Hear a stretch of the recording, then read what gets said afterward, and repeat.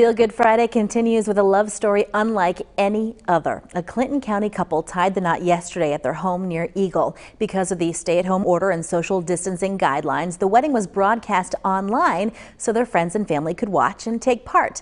But that's not the unusual part. It's what happened 34 years ago that shocked me. Here's tonight's Tell Me Something Good.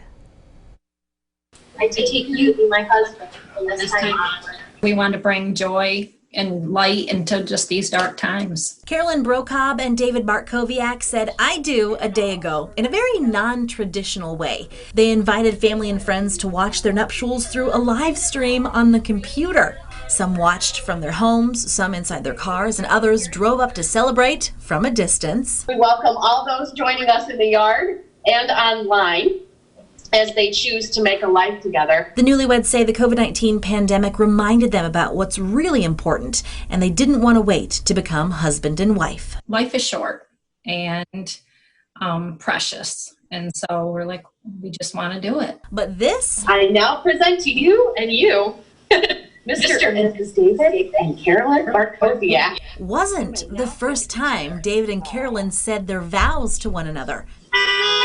For that, we need to rewind more than 3 decades to Mrs. Mindy Chrisman's personal and family living class at Grand Ledge High School. We met in class and we were classmates, and really there was no interaction other than our class work. One of the assignments that the whole class did was to prepare, to plan and carry out a mock wedding. With a white dress and veil, a bouquet, a cake, even a reception, Carolyn and David said "I do" the first time. Carolyn, do you remember any particular thoughts about David? Like, oh, he's kind of cute or anything like that? No, I was like, do I have to kiss him?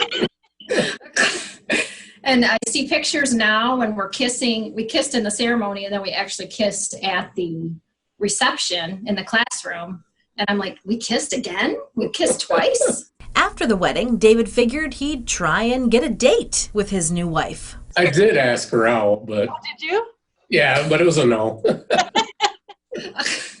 We went to lunch. Yeah, we did go to lunch. During school, we went to lunch one time, but that was the end of it. After high school, David and Carolyn went their separate ways. They both got married, had children, got divorced, and then, through the computer, reconnected again. He friended me on Facebook, and I didn't accept his friend request because I didn't know who he was. He had hair, curly hair then.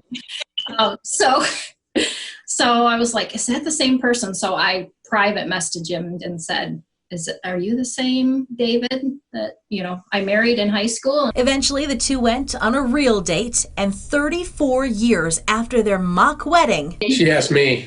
Oh, yeah? Yeah. It's true. I didn't give him a ring, but I did ask him. They made it legally down the aisle, or rather, on their front porch, to honks, hollers, and virtual hugs.